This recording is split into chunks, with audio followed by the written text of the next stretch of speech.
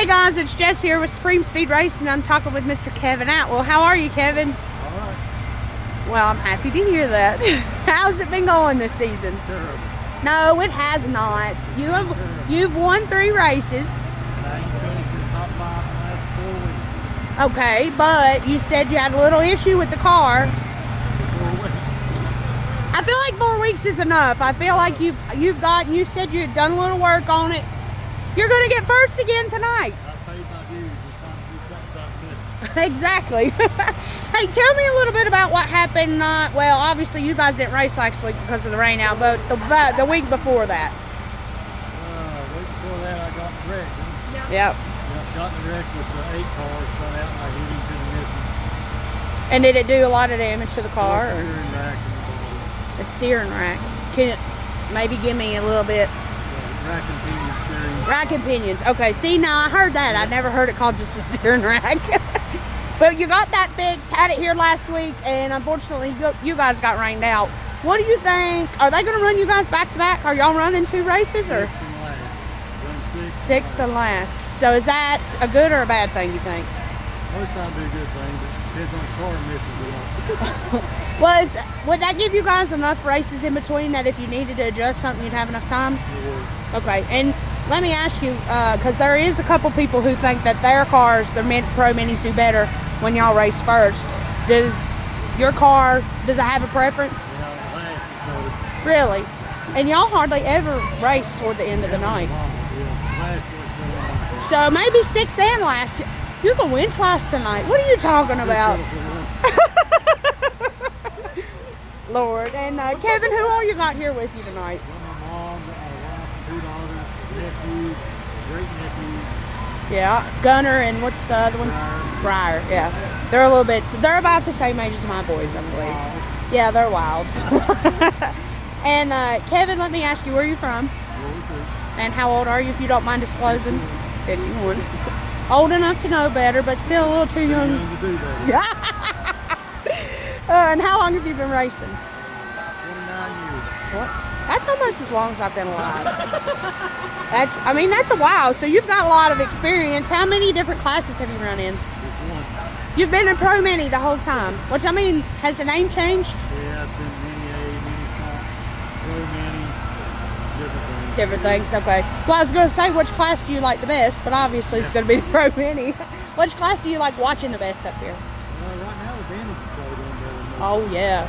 I always tell people Super Streets last year were my absolute favorite. This year, the Vantage class is just, I don't want to say it's all over the place, but they're very entertaining.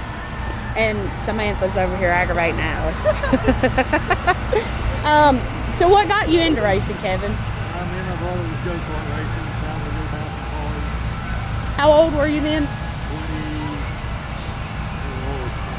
51 minus 29. I can't do that math. 22. And your brother was younger than you, right? Older? Okay. He was 28. Okay, so y'all got into it together and done it up until he had passed away, which I will tell everybody. Kevin's got the 95 for his car and then the 94 for his brother's car. And that is an absolute tribute to or a wonderful tribute to him. And I don't know that a lot of people, I don't know that they know that. So I thought I'd give him a little tidbit there. Do you want to pass the reins to either of your daughters? I tried. You don't want to? I raced a K-car for 3 years. And why? Okay, time out. Samantha's turn. You raced K-car for 3 years. Why didn't you want to keep going with it? I would get sick every time I get in the car. It made me so nervous. I think that's because I was racing and him, and that was just too much nerves to have all bodied up. Well, I understand that, but y'all weren't racing together, so it's not like you're going to wreck your dad out, but... He wouldn't let me race with him. But I would have wrecked her out.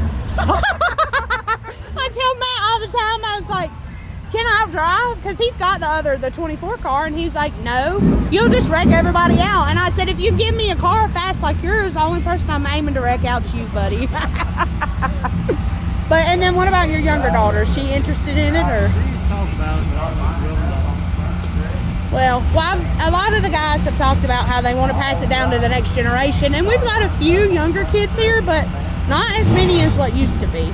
So I feel like, do you feel like the sport's dying out a little bit around here, or do you think maybe it's because of the availability of tracks that maybe a lot of the younger people are going there. Well, I think the tracks are going out because nobody's coming to them.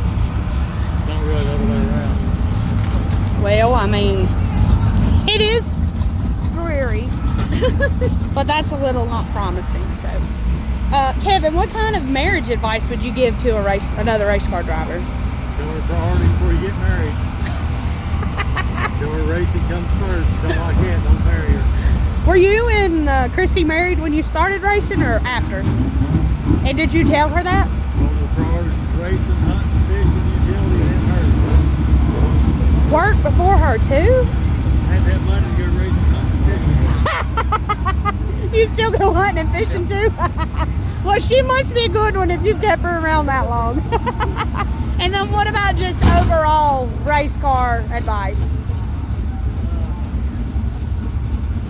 Plan on spending a lot of time and money on Time and most of your money. Well, thanks, Kevin. I appreciate it. You have a good night. Good luck.